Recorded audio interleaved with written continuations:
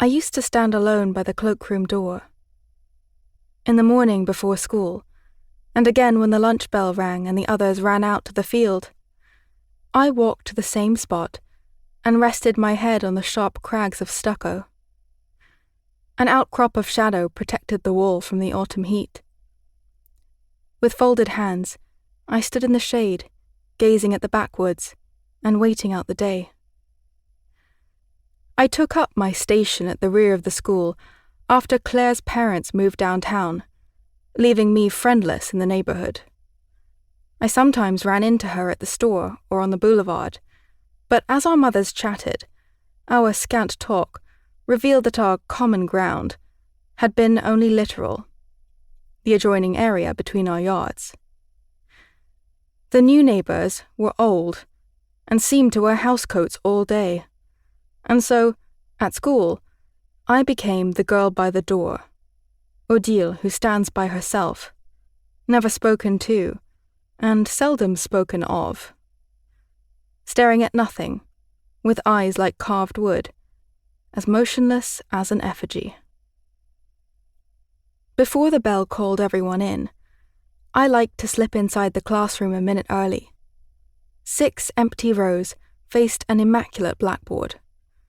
The dusty odor of chalk blended with a pungent oil. My teacher, Monsieur Pichecru, habitually rubbed his desk with a wet black rag.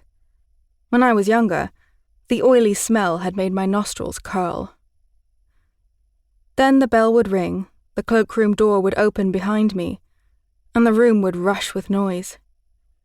In the storm of laughter and gossip, I remained alone.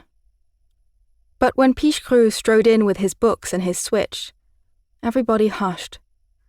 We stood in our uniforms until he motioned us to sit. And for the next hours of lectures and tests, I was glad to have company in my silence.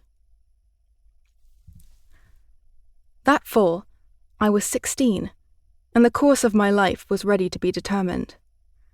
My class had reached the apprenticeship level, and most people were excited about the impending transition out of school. At the end of September, we were to hand in our applications and wait to see who chose us. Later on, once the decisions were made, we would split our time between Pichecru's lessons and training for our vocations around town. Some people knew the work they wanted, and others were scrambling to figure it out. All month there were visits scheduled from clerks and artisans explaining their trades, as well as field trips to the farms, the orchards, the mill, and the border.